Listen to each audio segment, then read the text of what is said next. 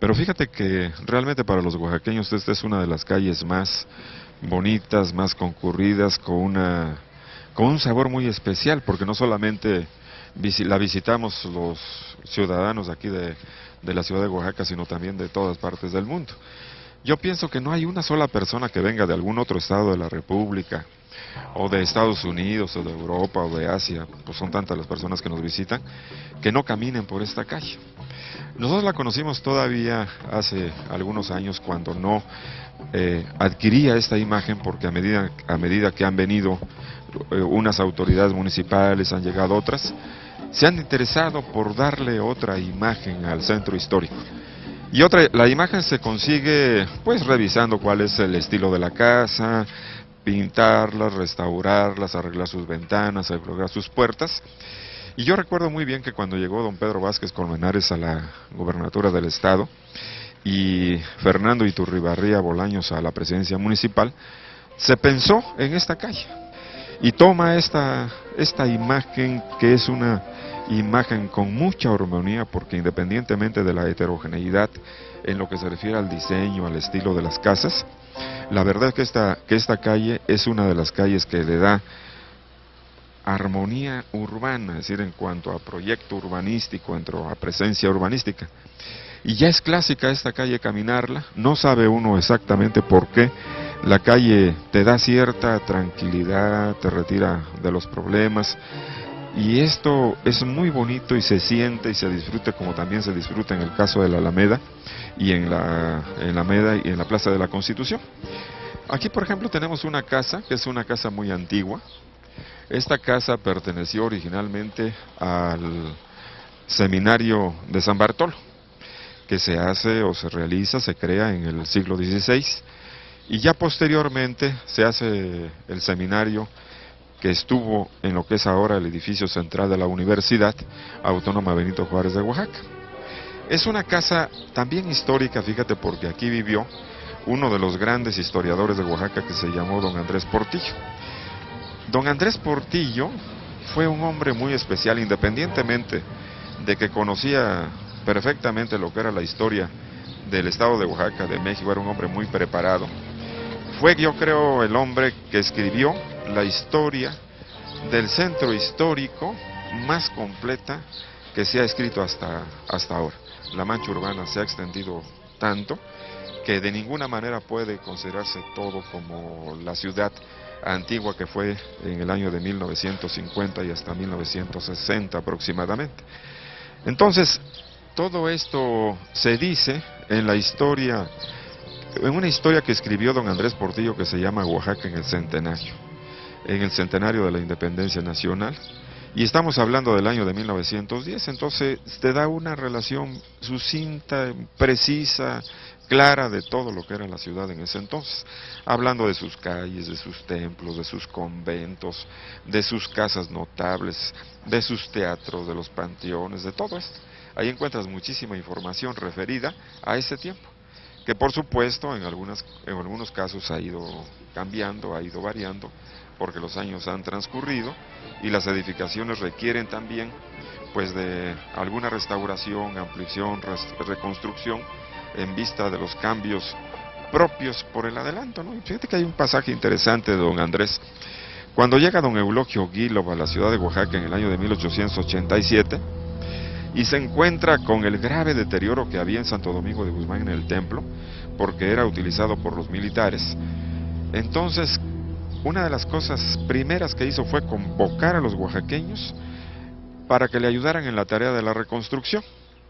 Y uno de los personajes que participan con él en forma decidida precisamente fue don Andrés Portillo. El otro fue don Ángel Vasconcelos, que también era como don Andrés Portillo, pues claro, por supuesto en diferente ámbito, ¿no? Y los dos participan en esta tarea de reconstrucción y de recuperación de Santo Domingo de Guzmán. Enfrente de esta casa de don Andrés, que es en donde estamos, es el jardín llamado Antonio Labastida. Este fue un espacio que perteneció o era propiedad de lo que era la sangre de Cristo. Y bueno, los gobernadores, el gobernador del estado, empezaron a ocuparse de este espacio ya prácticamente hasta mitades del siglo XIX, porque en el año de 1840 vivió aquí, por ese tiempo vivió aquí en la esquina, el mayorazgo de Jimeno y Borges. Este señor era un hombre que se dedicaba a la compra-venta de grana cochinilla, o sea, al comercio de la grana cochinilla. Era un hombre pudiente, porque la mayor parte de esta gente que se dedicó a este comercio llegó a tener mucho dinero. Inclusive yo pienso que el comercio de la grana cochinilla fue la que le dio la posibilidad a Oaxaca de llegar a tener muchas de las cosas que tiene, porque se fueron mejorando en forma permanente, y él mandó construir un teatro con el fin de poder dar divertimento a los oaxaqueños en forma gratuita. Entonces, en este lugar estuvo el teatro hasta la época en la que estuvo aquí ya don Alfonso Pérez Gasga. Y en el año de 1987, en el mes de enero de 1987, el 11 de enero, se hace la inauguración de este edificio. Vino el gobernador del estado, don Rodolfo Brena Torres, para hacer la inauguración. Las conferencias eran muy frecuentes, la visita de algunos personajes, sobre todo los referidos a la parte de la contaduría y la administración, porque esta era la escuela de contaduría y administración. Ahora es la escuela preparatoria, pero también con la especialidad o dirigida hacia la parte de contaduría y administración. Pues fíjate que cuando estuvo como gobernador del estado don Martín González, entonces él se ocupó de este lugar, y estamos hablando de fines del siglo XIX y los 2 primeros del siglo XX. Se ocupó de este lugar, mandó a hacer un proyecto de jardín, una remodelación de jardín, siguiendo el proyecto de los viejos jardines ingleses. Y cuando llega don Emilio Pimentel al gobierno del estado, don Emilio Pimentel estuvo de 1902 a 1911, entonces fue cuando se le da el nombre de Antonia Labastida. Don Antonio Labastida fue un personaje así como Leona Vicario, como Josefa Ortiz de Domínguez, que en su momento ayudaron a los grandes líderes de este país a cumplir con sus propósitos. En este caso se cuenta que don Antonio Labastida tuvo una estrecha relación de amistad con Benito Juárez, primero, y segundo con Porfirio Díaz. Inclusive se dice por algunos historiadores que el triunfo de Porfirio Díaz en la Carbonera se debe a toda la información que Antonia de Labastida le entregó del enemigo, para que él planteara una estrategia y pudiera cumplir con el propósito de derrotar a los franceses en esta zona. Por eso lleva el nombre de Antonia Labastida. Últimamente se han instalado aquí algunos compañeros pintores que vienen a exponer sus obras. A mí me gusta mucho la presencia de estos pintores populares, porque fíjate que en alguna forma, a través de sus óleos, a través de sus acuarelas, no dejan de preservar algunos de los rincones bonitos de la ciudad. Fundación Bustamante Vasconcelos. Fíjate que hace algunos años, cuando era gobernador del estado don Eladio Ramírez López y presidente de la República Carlos Salinas de Gortari, se concretó este proyecto, el proyecto de don Juan I. Bustamante, maestro de muchos años y además un eterno enamorado de Oaxaca, porque él tuvo la oportunidad en su vida pues de aplicar todo su esfuerzo a muchas cosas que ahora son trascendentes para la vida de los oaxaqueños. Él fue médico militar y por supuesto participa en muchas posiciones que le permiten conocer muchas partes de los estados de la República y particularmente Oaxaca. Nada más que, además de cumplir con la función que tenía oficial, él llevó a cabo la toma de fotografías prácticamente de todo el estado, de cómo estaba el estado allá por 1950, 1960, y en la Fundación Bustamante Vasconcelos tenemos un archivo del Oaxaca de ese tiempo sumamente valioso, que quedó como parte del legado que Juan I. Bustamante le da a la ciudad. Pero, ¿cómo se crea la Fundación Bustamante? Bueno, se cuenta que ellos fueron varios hermanos, entre ellos Eduardo Bustamante, Margarita Bustamante, todos ellos personas muy importantes. Todos ellos acordaron que todo ese patrimonio cultural que tenían en cuanto a libros, objetos, fotografías, se sumaran en una institución a la que se le puso el nombre de Fundación Bustamante Vasconcelos, para reunir el acervo cultural de todos ellos. De tal manera que ahora Si tú visitas la Fundación Bustamante Vasconcelos, te das cuenta que aquí existe una biblioteca muy rica, pero muy rica, con una bibliografía técnica referida al estado de Oaxaca. ¿Qué quiero decir con esto? Hay algunas bibliotecas cuyo acervo se refiere mucho a la parte de la cultura general. Y en el caso de la Fundación Bustamante Vasconcelos, es una biblioteca referida a cuestiones como la producción agropecuaria, la producción minera, a toda esta parte de carácter técnico que podíamos referirnos en el Estado. Aquí tenemos esta biblioteca que es sumamente rica y a donde pueden concurrir cualquier persona, porque el servicio es gratuito, porque así se determinó por los hermanos Bustamante Vasconcelos, de que así se diera, y así se creó con ese propósito y así ha seguido cumpliendo. Las fotos que encontramos aquí, ¿a quién pertenecen? Son las fotos de los hermanos Bustamante Vasconcelos. Por ejemplo, ahí tienes a doña Margarita. Ella fue propietaria de una tienda que se fundó en el siglo XIX, y entonces fíjate que todos los hermanos trabajaron en alguna forma para beneficio de Oaxaca. Ahí tienes a don Alberto Bustamante. Don Alberto Bustamante fue un ingeniero químico que estudió en la Universidad Nacional, que trabajó casi durante toda su vida en la industria azucarera, se volvió un experto en alcoholes. Era un hombre que lo conocían y lo reconocían en México y en todo el mundo por su sapiencia. Él realizó estudios muy importantes también sobre la princesa Donaje y sobre todo lo que fue la cultura prehispánica. Yo creo que se han cuidado muchos aspectos y que don Juan y Bustamante siempre los cuidó. Aquí tienes lo que te comentaba. Fíjate que estas figuras fueron hechas a mano, son figuras extraordinarias tanto de hombres como mujeres, representando a determinado tipo de personajes que poblaban la ciudad de Oaxaca. Cada uno de los edificios que ves, en ese entonces, don Alberto Bustamante y su esposa lo tenían en fotografía. Y esas fotografías las colocaban así alrededor de la pared, sobre la pared, y bueno, le daban esta ambientación a todo este conjunto, porque nos hablaba en un tanto del nacimiento y otra tanto del ambiente de la ciudad de Oaxaca. De tal manera que ahora, cuando ya intervienen las autoridades de cultura, interviene también don Alfredo Jarbelú y la señora Garañén Purrúa, entonces se mandan a hacer todo aquello que se veía en fotografía, se manda a hacer en madera y queda preciosamente ambientado. Ahí tienes Santo Domingo de Guzmán, tienes el Palacio de Gobierno. Mira, es un trabajo en carpintería extraordinario, impresionante. Tienes la compañía, tienes los portales del Zócalo, ¿verdad? Tienes aquí San Francisco, el templo de San Francisco con su torre, su portada dedicada también a San Francisco.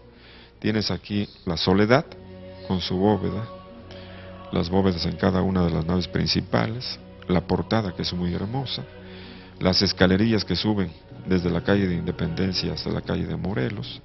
Tienes la Escuela de Bellas Artes y San José, y tienes todas las casas que dan a la calle de Independencia. Y aquí tienes San Francisco, que es otro de los templos muy hermosos de Oaxaca, construido allá por el siglo XVIII, con una portada excepcional. Esto fue inaugurado por las autoridades aquí de la Casa de la Fundación, y bueno, puesto a disposición de los oaxaqueños y de las personas que nos visitan, no solo de México, ¿no?, de la República Mexicana, sino también de otras partes del mundo. Hay personas altamente especializadas en el manejo de las formas, del color, de la luz, de los contrastes, ¿no? De tal manera que tú puedes llegar a una ambientación extraordinaria, como es el caso de esta presentación que se hace de la vida de la ciudad, y bueno, que surge de aquel antecedente que te platico, del nacimiento que presentaba la familia Bustamante Vasconcelos allá en el barrio de Xochimilco. Pues fíjate que caminar por estas calles no deja de ser muy interesante, y cuando yo vengo por acá me acuerdo de algunas cosas, ¿no? Por ejemplo, el nombre de la calle, que es 5 de Mayo, está referida a una nomenclatura muy valiosa desde el punto de vista histórico, desde el punto de vista social, desde el punto de vista político. Porque los dos grandes ejes de la ciudad, uno, que va de oriente a poniente, se le denomina Avenida de la Independencia Nacional. Y la calle ahora de García Vigil se denominó la calle de la Libertad. Y cuando pasas por aquí, por estas calles, te das cuenta que también esa denominación, pues está en los diferentes movimientos sociales que ha habido en el transcurso de la historia. Tienes el 5 de mayo, o sea, la batalla de Puebla, en donde participa Zaragoza, pero además es en contra de los soldados europeos franceses que invadían México. Así están representados cada uno de los movimientos sociales y los nombres de las personas que en esto participan. Igualmente 5 de mayo, pero en este 5 de mayo hay un detalle que a mí también me llama la atención. Todavía existe en el centro de la calle, mira, una marca que son la de los rieles de los llamados trencitos de mulitas que favorecían con el transporte al principio del siglo XX. Se dice que allá en la segunda década, a principios de la segunda década del siglo XX, se integró aquí una empresa llamada de transportes urbanos, que eran su carro, como si fuera un carro de tren, de tal manera que la ciudad la recorrían estos carros, jalados por las mulitas. Dicen que de subida era esto, pero de bajada se iban solos, porque iban solamente accionándose el freno mecánico que llevaba. Pero esto cubrió las necesidades de la gente que vivió en ese tiempo en esta ciudad. Y aquí todavía tenemos ese recuerdo. De este lado tenemos un edificio muy sólido, como fueron los edificios de los conventos en Oaxaca, y podemos hablar de la Casa Fuerte, que es de la llamada Compañía de Jesús, que eran enormes cubos elaborados con la piedra de cantera que hemos traído de Izcotel y de otros lugares de alrededor de los valles centrales, y se construye este edificio a partir del año de 1571, porque este fue un terreno propiedad del obispo Domingo de Alburquerque. Y Domingo de Alburquerque se dio cuenta de la necesidad que había de la evangelización con la ayuda no solamente de varones, sino también de mujeres. Y entonces él promueve que se manden de Europa a un grupo de franciscanas que inicien esa evangelización, sobre todo la dirigida o dedicada a las mujeres. Y llegan efectivamente hasta Oaxaca, porque Domingo de Alburquerque pidió, solicitó, ordenó que se construyese este convento, con la ayuda de un arquitecto, Hernando de Cabarcos, que era el que estaba construyendo Santo Domingo de Guzmán, y le piden que venga para acá y inicie la construcción de este edificio, y bueno, ya para 1779 el edificio se tenía. Entonces era un enorme cubo, como tú lo ves, es decir, no había las ventanas hacia la calle, solamente eran los paños de cantera completos. Pero el edificio ha venido sufriendo muchas modificaciones. Yo recuerdo allá por 1950, 1960, esta esquina era chata. Para fines del siglo XIX seguía siendo un edificio un tanto, como te decía, sobrio, fuerte, voluminoso. Y cuando llega a la gubernatura del estado el general Martín González, él es el que ordena su reconstrucción. Fue convento durante mucho tiempo, a partir de 1575, 1577. Cuando llega don Fernando Gómez Sandoval al gobierno del estado, se continúa con estos trabajos. Ya estaba don Rafael Ballesteros, arquitecto oaxaqueño, originario de Nochixtlán, maestro universitario muy querido, quien empezó a hacer ya trabajos de limpieza total para poder enfrentar el problema de la restauración. Todo eso se empieza un poco a limpiar, se empieza, fíjate, a levantar todas esas capas de pintura y empiezan a surgir toda esa riqueza de pintura antigua al fresco. Tú notas aquí la presencia de estos personajes cuando se ve el juego ya de los faldones, de las capas, el movimiento del cuerpo, las líneas del rostro, sus expresiones. Ya son pintores que tienen academia. Hoy en el siglo XVI para nosotros tiene un gran valor porque nos habla de lo que se hacía en ese tiempo. Y aquí tienes este tapiz que fue elaborado con unos cantaritos que, de acuerdo con lo que dice el maestro Rafael Ballesteros, fueron localizados en la parte en donde estaba el reclusorio de mujeres. Porque con estos puestos boca abajo se supone que enfrentaron la humedad que entraba al convento por la calle, por el agua que corría en la calle, y se filtraba hacia el convento y humedecía los muros. Entonces, una forma de evitar ese humedecimiento interior, tanto de pisos como paredes, fue la colocación de los cántaros en forma inversa. Y bueno, pasan los años y hay una barda que circunda, y se determina, por gestiones que se hicieron del gobierno estatal y del ayuntamiento, para que este espacio se ocupara para la construcción del edificio del Palacio Municipal. Y una parte se destina, o sea, la del fondo se destina para las logias masónicas de Oaxaca, que es la Benito Juárez, hasta ahora. Y ya en la época de don Alfonso Pérez Gasga, se destina lo que era el área de la huerta para la construcción de la escuela Abraham Castellanos. De tal manera que ahora, aunque se conserva esa solidez, a medida que ha pasado el tiempo se han venido abriendo los espacios al exterior, ha perdido esa unidad, pero por supuesto cada uno de ellos son espacios muy importantes.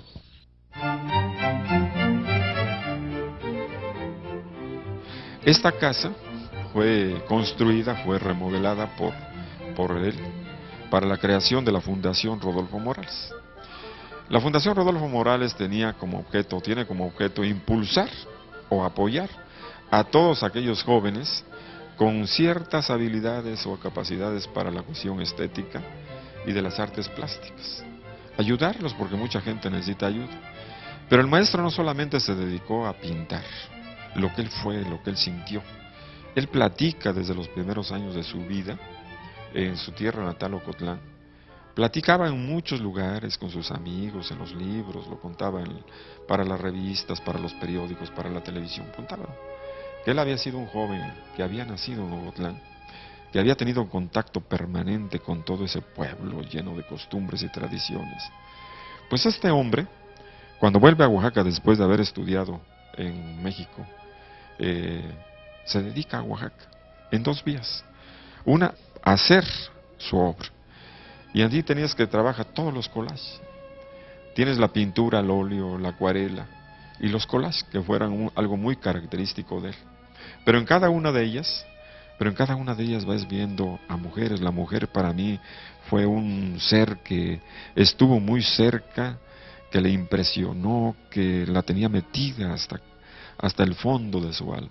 Ves a la mujer que es todo imaginación y creatividad, que vuela.